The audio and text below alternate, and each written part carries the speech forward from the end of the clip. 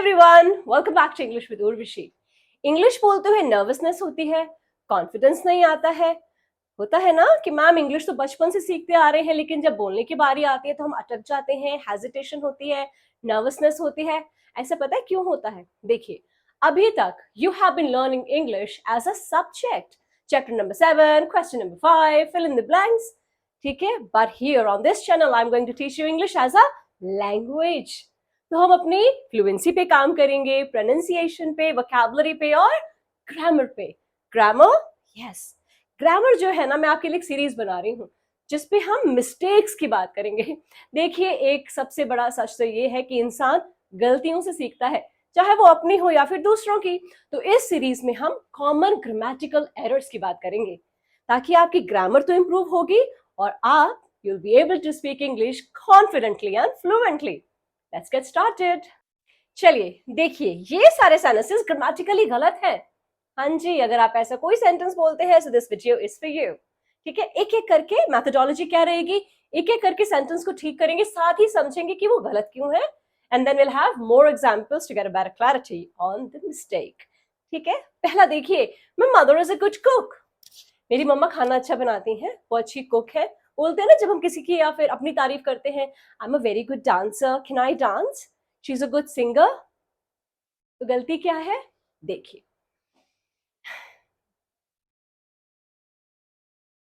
This one, cook.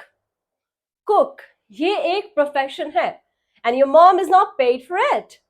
Cook है, chef है, driver है, सिंगर है, डांसर है। तो अगर मैं गाना अच्छा गाती हूँ तो मैं नहीं बोलूंगी I am a good singer, because मैं श्रेया घोषाल नहीं हूँ, अलका याग्निक नहीं हूँ।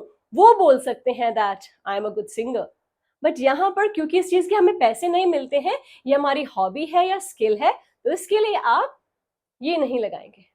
तो फिर आपका एक क्वेश्चन आएगा कि फिर मैम कैसे बात करेंगे अपनी स्किल सेट के बारे में, किसी को कैसे बताएंगे? तो उसके लिए आप मेरा नेक्स्ट सेंटेंस देखेंगे। ठीक है, चलिए, जब भी अपनी तारीफ करनी होती है तो हम बोलेंगे good at. I am good at singing, my mom is good at cooking. ठीक है, she is good at dancing. ये नहीं कि she is a good dancer, पैसे थोड़ा ना मिलते डांस करने के। ठीक है, she is good at dancing, he is good eight playing cricket. ठीक है, तारीफ करने के लिए गुड के बाद एट लगाएंगे। क्या लगाएंगे? गुड के बाद एट। और इसी के साथ मैं अपनी सेकंड मिस्टेक डिस्कस करूंगी। देखिए, हियर वी गो। ये क्या है? अब यहां पर लोग क्या करते हैं, हिंदी की ट्रांसलेशन करते हैं। अब हिंदी में अगर मैं बोलूं कि मैं गाना गाने में अच्छी हूं, तो मे के लिए हम इन लगाते हैं, गलत। आपको ये बात समझनी है कि गुड के बाद जो प्रपोजिशन आएगी वो हमेशा एट आएगी। और गुड ही क्यों? देखिए, अगर आपको बैड लगाना है तब भी आप एट लगाएंगे, स्लो या फिर फास्ट, इन सब के साथ जो प्रपोजिशन लगेगी वो लगेगी एट। ठीक है, एग्जाम्पल्स के साथ अच्छे से समझते हैं।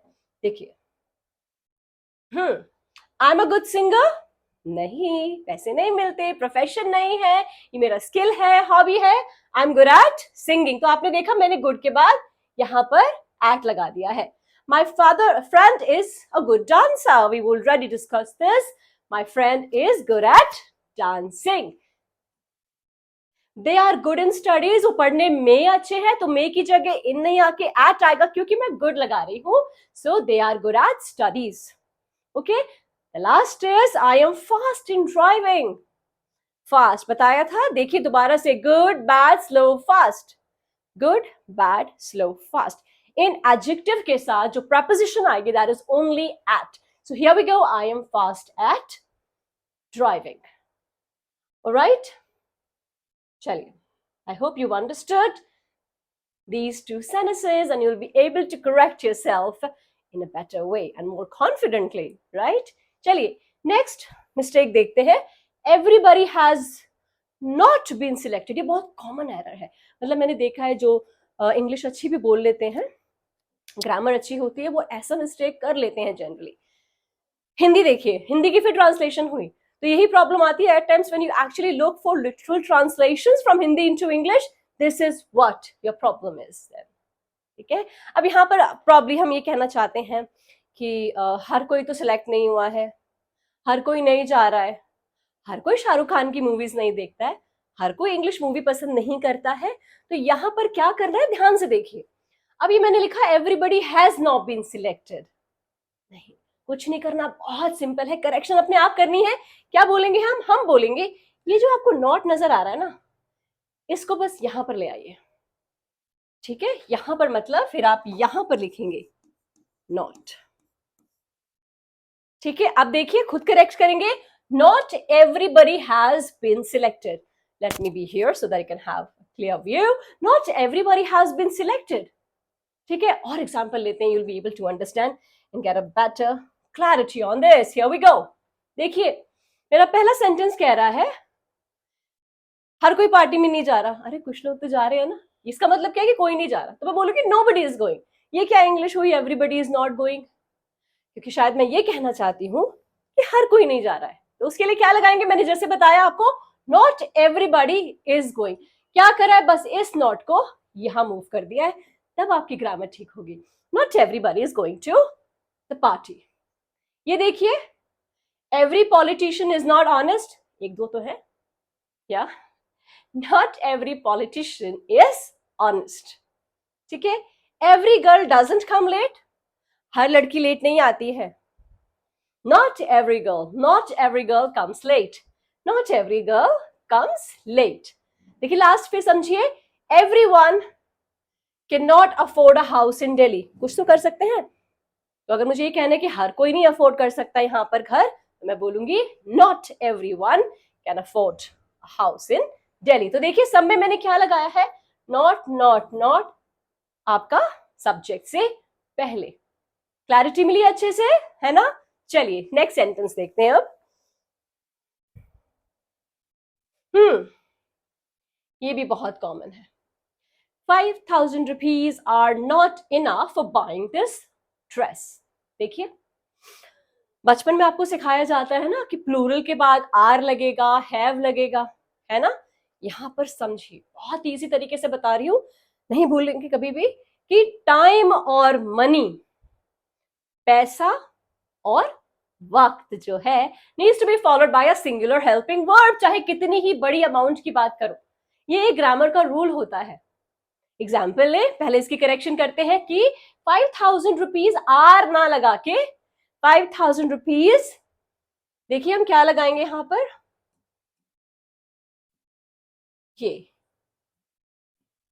इन दोनों को ठीक करके हम बोलेंगे इज नॉट इनफ। क्या बोला मैंने, टाइम एंड मनी, ठीक है। सिंगुलर हेल्पिंग वर्ब हैज लगाएंगे या इज लगाएंगे, खत्म बात, ठीक है। 5,000 रुपीज इज नॉट इनफ। और एग्जाम्पल लेते हैं, as I promised, here we go.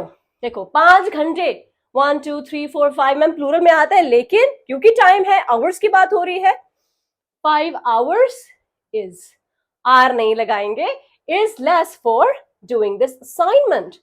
10K is not enough for him, 10,000 रुपए उसके लिए इनफ नहीं है।